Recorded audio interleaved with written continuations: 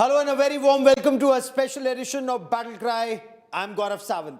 Made in India weapons proved their mettle in Operation Sindoor. In fact, Pakistan's Prime Minister and Pakistan's army shudder at the thought of the BrahMos supersonic cruise missiles fired off a Su-30 MKI that degraded multiple Pakistani Air Force bases and also the terror headquarters at Bahawalpur and Muridke. The Narendra Modi government has now taken a big leap of faith, taking the Atmanirbhar Bharat route on the Amca, or the Advanced Multi-Role Combat Aircraft, the 5th generation stealth aircraft for Indian Air Force. Now, during the course of the next half hour, we get you the big story on Atmanirbhar Amca. Former Chief of Air Staff, Air Chief Marshal R.K. Bhadauria will join me moments from now. But before that, I want you to listen to the concerns of Chief of Air Staff, Air Chief Marshal A.P. Singh, on promises that have been made and not fulfilled. On national security, India, especially at this stage, cannot afford any slip-ups. The Air Chief said, to be future ready, we have to be now ready. And once a commitment on delivery of weapon systems and platforms has been made, there cannot be any delays or slippages. Pran jaye, par vachan na jaye.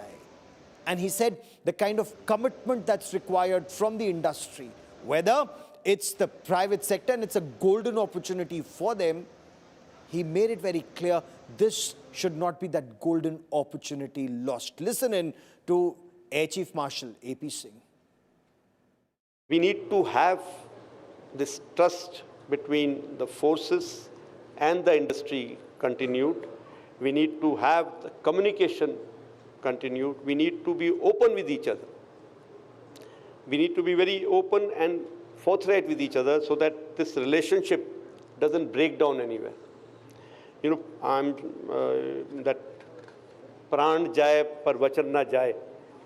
I'm just told today only. I think that is something that we have to do. That एक बारी जो हमने commit किया है, फिर मैं अपने आप की भी नहीं सुनता, है ना, वो वाले. I'm not going into numbers.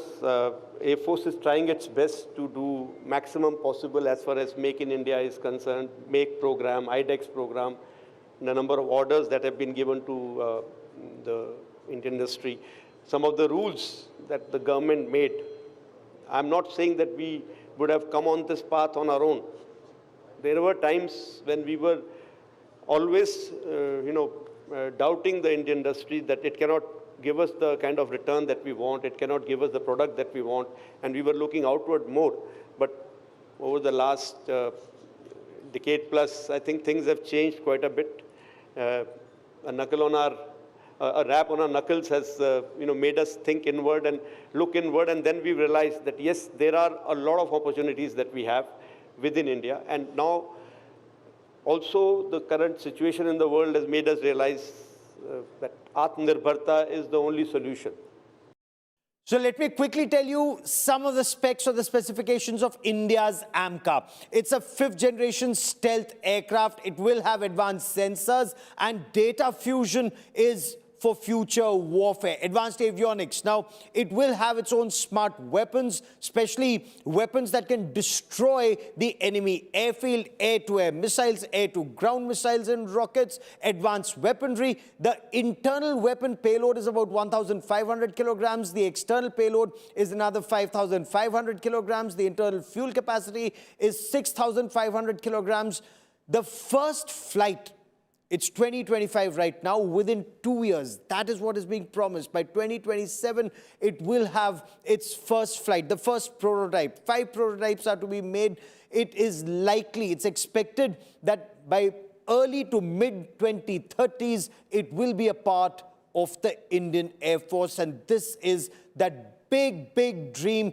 And the Air Chief very clearly saying there should be no slippages.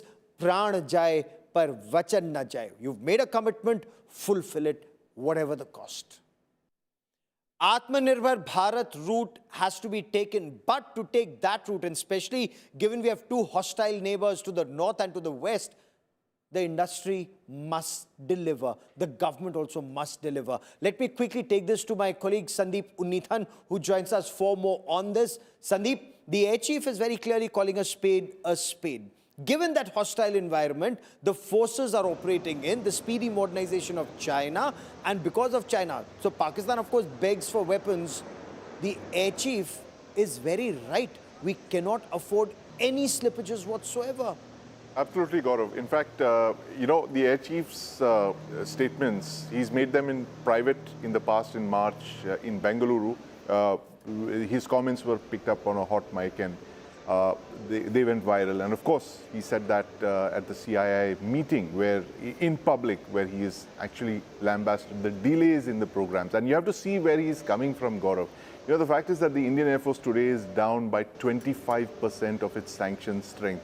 It is 10 squadrons, 10 fighter jet squadrons short of its 42 squadron target. And that is completely inadequate. The Air Force sees it as inadequate to manage these two fronts with Pakistan and China. And the fact is that where the Air Force Chief's angst comes from is the fact that HAL was to deliver 11 fighter jets by this year. They couldn't do that for various reasons. One is, of course, the delay in the supply of the engines. But he's saying that, look, apart from just the engines, you were supposed to give the airframes as well. Yes. That hasn't happened. So there's a lot of unhappiness in the Air Force over HAL, and the fact is that they don't seem to be very serious and keen to meet the Indian Air Force's requirements. And that, I think, is the problem right here, Gaurav. And he wants to get the private sector in as well. And that's the point, Sandeep, I was coming to. This is a big faith, big leap of faith when it comes to India's private sector. So while the Aeronautical Development Agency is to spearhead the project, HAL will be one of the bidders, either with or separately. The private sector in the coming years and decades can play a huge role in coming of age of Indian aviation. Golden opportunity for them right now. Absolutely, Gaurav. In fact, you have to look at other such strategic projects that have been executed successfully with the private sector and the public sector, both of them bringing their respective strengths to the table. If you look at the case of the Arihant nuclear submarine program, the ATV program, we have 4 nuclear-powered ballistic missile submarines in the water as of today. And this was a program that was started in great secrecy in the face of technology denial regimes with our strategic partners, the Russian Federation. And of course, Larsen & Toubro, Tata Power, the DRDO, all of these companies, they came together and they built that submarine on time. And today we have 4 of these behemoths, 6,000-ton strategic submarines in the water. So there's no reason why we couldn't do the same with other programs as well. The ATV program is more or less on schedule, Gaurav. It's, in the face of all the technology denial regimes, we've managed to put those 4 submarines in the water. Yes. The Air Force now wants to do the same for the Amca. So no longer is it going to be a nomination kind of project where, say, HAL becomes the only company that manufactures these aircraft. It is going to be consortiums. It will be the best of the public sector, that is HAL, and the private sector, that is possibly the Tatas and Larsen & Toubro. And all of them will come together to make this aircraft. And the idea is to get some kind of competition going as well, Gaurav, and basically to get the best of both the private and public sector to deliver these aircraft on time, because it's a very, very critical requirement. It indeed is. The adversaries are arming themselves and really fast. Instead of going in for an interim aircraft, the government's putting its faith, and the Air Force, remember, they are the ones who have to fly these aircraft and protect us, protect our nation. So this has to be the whole of the nation approach. Sandeep, many thanks for joining me. The big story here on Battle Cry is Defense Minister Rajnath Singh's announcement, approval for the execution model for the Made in India, 5th generation, deep penetration, advanced medium combat aircraft, or the Amca for the Indian Air Force. Now, so far, and do keep this in mind, so far only the United States with its F-22s and F-35s, China with its J-20s, and Russia with the Su-57 operate the 5th generation fighter jet and the stealth aircraft. What is extremely significant is that the initial development cost of this project, of India's Amca project, estimated to be about 15,000 crore rupees. The ADA, or the Aeronautical Development Agency, will spearhead this program, but there will be strategic industry partnerships. And that's that big trust that India is placing in the private sector too.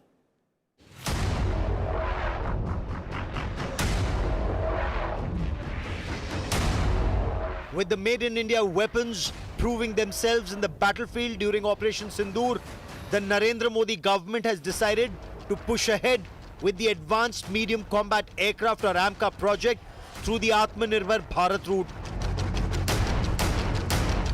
Raksha Mantri Rajnath Singh approved the Amca program, which the Aeronautical Development Agency or ADA is set to execute through private and public partnership. The government in a statement said, the execution model approach provides equal opportunities to both private and public sectors on competitive basis. They can bid either independently or as a joint venture or as a consortia.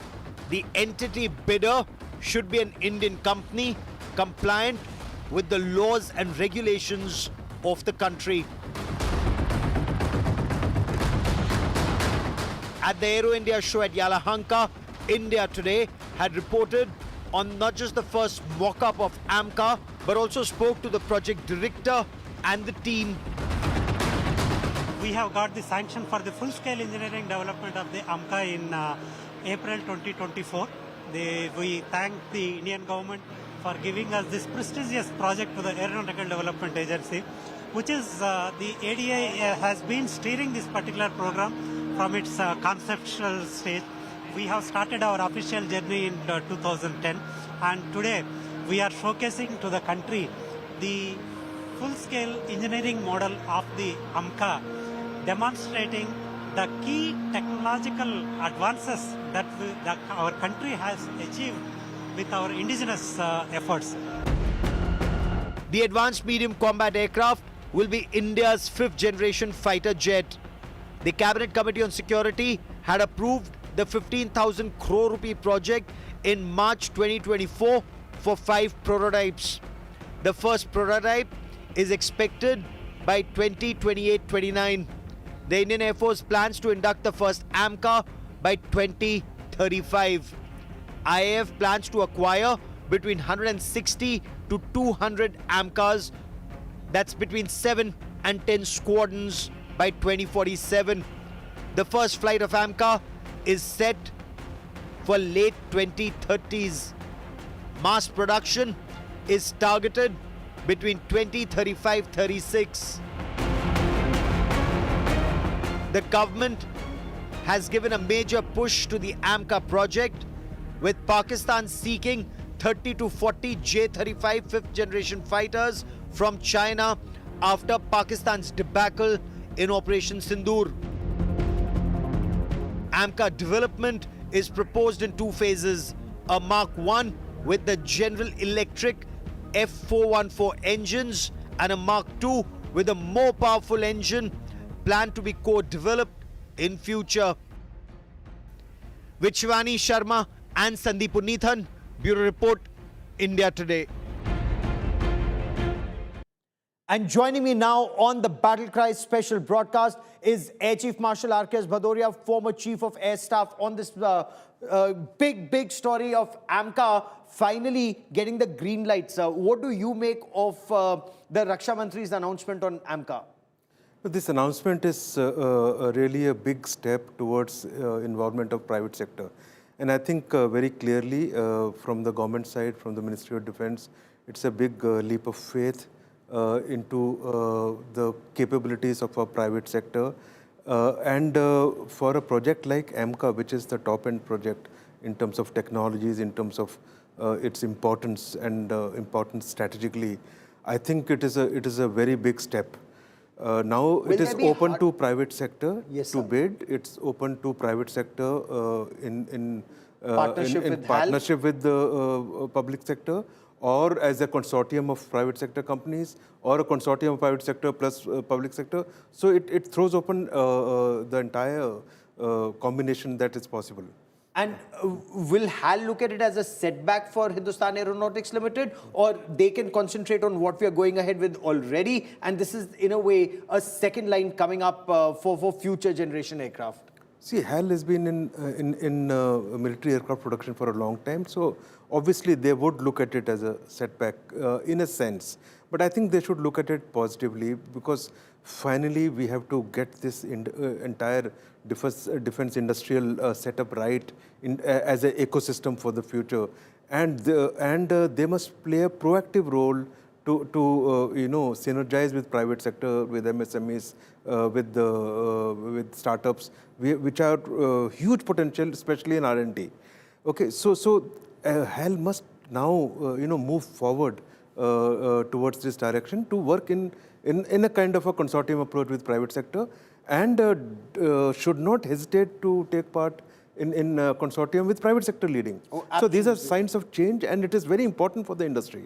Sir, when you look at timelines, we're looking at some of the timelines of the advanced medium combat aircraft coming up. Pakistan is likely to acquire China's hand-me-downs J-20s in some time from now. We are looking at a timeline of mid-2030s. Is that a cause for concern for us? It is very important, firstly, if your sense of the question is that whether we should import some, Yes. in the interim. interim some fifth generation aircraft, my answer is no. No. Government has clearly put their faith on Amca, and now we need to do everything as a nation to expedite the Amca. There are many more things that can be done. This is a step, first major step taken by the government with this announcement yesterday. The whole of nation approach, the whole of industry approach, I think we can expedite many of the things in terms of R&D and production of Amca. So that's a very significant point you're making. Go on, sir. The second issue is, what do we do? I In the think your interim. second part is there a cause of concern? I think that cause of concern in terms of what Pakistan is going to get from China in the interim, be it J-20 or there's some news of J-35 equivalents they are going to supply in a hurry. Let them get, there is that will be studied. What is important is, in the interim, how do you handle these threats? And there are ways and means of tackling this threat that they will have. We have already demonstrated our capabilities in the air defense zones, so to say, in the air-to-ground precision zones in terms of standoff. So therefore, we'll need to have an action plan to be able to sort this out. Now, and I think that's the way to go. That's a very important point you're making. Are we to understand that the way BrahMos supersonic cruise missiles performed in Operation Sindoor, and BrahMos mated on the Su-30 MKI, in the interim, are we looking at that as perhaps being the backbone of any operations, should there be a need, because they've proven themselves till the time Amca comes? They've proven, and we cannot rest on where the BrahMos is today. We need to do much more in this interim period, and that will only sort out the air-to-ground in terms of standoff targeting. So BrahMos and its for the versions, more standoff, more accurate, more survivable in terms of the environment of the battlefield. But in terms of stealth capability that Pakistan is likely to get before us, we'll have to take some other measures in order to be able to detect by some means, to be able to still hold them off our borders or LOCs much inside, so that they are unable to launch. And should they be able to launch their cruise missiles or their standoff weapons, to be able to tackle the weapons. So there are ways and means. I don't want to go into how and whys of it. Okay. That needs to be done technologically and capability-wise. But given there are ways to sort this out. So, and the way we were able to witness Op Sindoor and the stellar performance of Indian Armed Forces. So more surface-to-air missiles, more Astra air-to-air missiles, longer-range missiles on our fighter jets. Is that what we are looking at? Because the future of combat, are we to understand that we will keep our aircraft in our territory predominantly, they will keep their aircraft in their territory predominantly, and have these longer-range missiles go at each other, air-to-air and air-to-ground? To start with, yes, unless and until that you come to a stage where you have disabled their defenses to the extent where your aircraft can penetrate. So there will be stages in terms of how the combat would be planned, how the missions would be planned. But to start with, yes, it will be all standoff, be it air to ground, be it air to air. huge standoff, the ranges and ability to shoot first and shoot safer distance is the key. Would we also require, that means, additional AWACS for more battlefield transparency? Yes, we will need much more. I think it's a very important call for the industry in terms of indigenous capability, that we have to change the levels of technologies and the kind of weapons. All the conventional weapons, so to say, that we are looking, and I think we should also review wherever we are spending money on conventional weapons which are no longer, or their carriers, or their combat systems, which are no longer relevant. For example, so any short-range weapon, any aircraft that cannot carry any long air-to-ground missile, long distance, or a good air-to-air missile. So, things like attack helicopters. You know, if the fighters are getting so vulnerable, there's how do attack helicopters survive? So there is a whole lot of rethink, I think, required in the kind of weapons that we will develop, and also the kind of money that is already being spent on some of these conventional weapons, which probably we need to rethink. So we have to just do a complete shift as to how the battlefield is changing rapidly for the future. And if I were to ask you, when you look at our adversaries either to the north or to the west, both Pakistan and China, and they operating in tandem, are we also looking at a scenario that Amca or a future aircraft? So right now we're looking at GE 404 engines, subsequently GE 414 engines, but are you also thinking that we need to do something else where we have more control over our fighter jet engines? Of course, of course. The Amca, which is initially going to come out, it will be with the 414 engines, and it is very important now to, and I'm sure the government would be doing so quite soon, in terms of clearing the project of joint development of a fighter engine, yes, a fifth generation engine, which will finally engine the Amca. So engine program and expediting that, and again shrinking those timelines would be very important. And mind you, the sense that you mentioned, it's not that it's not a concern that by the time Amca comes, it will take another 10 years. But the issue is that should you import a fifth generation today, we would have killed Amca, and we would have killed the complete technological development cycle of a fifth and sixth generation. So that is what is important. And at the same time, you cannot just tie Air Force's hands in terms of, so there has to be many other steps need to be taken to address these concerns, and Amca and the engine need to be really speeded up. Yes. Only then this approach would work fine.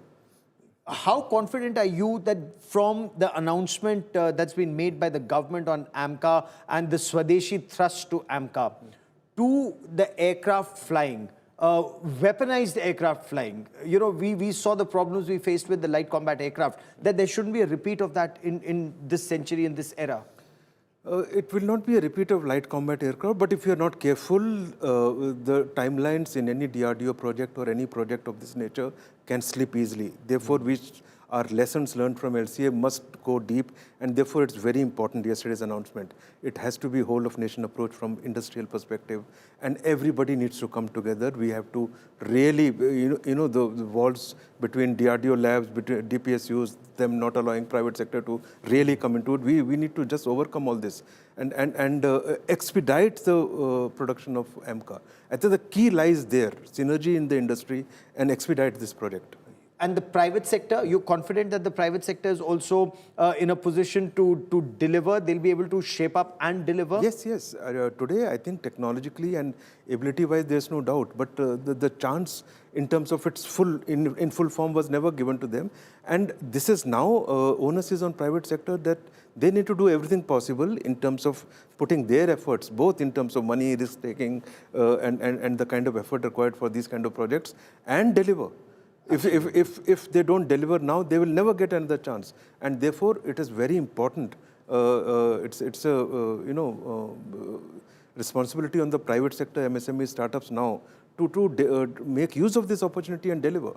And I'm sure they'll deliver. I have my own faith in the private sector and the startups in particular. It's a giant leap of faith, sir, for joining me here on Battle Cry. Many thanks. Thank you. It's a giant leap of faith that the nation is taking, the whole of the nation approach to ensure that Amca, that advanced medium combat aircraft, it not just takes wing, but also remains a very potent weapons platform that India requires as quickly as possible.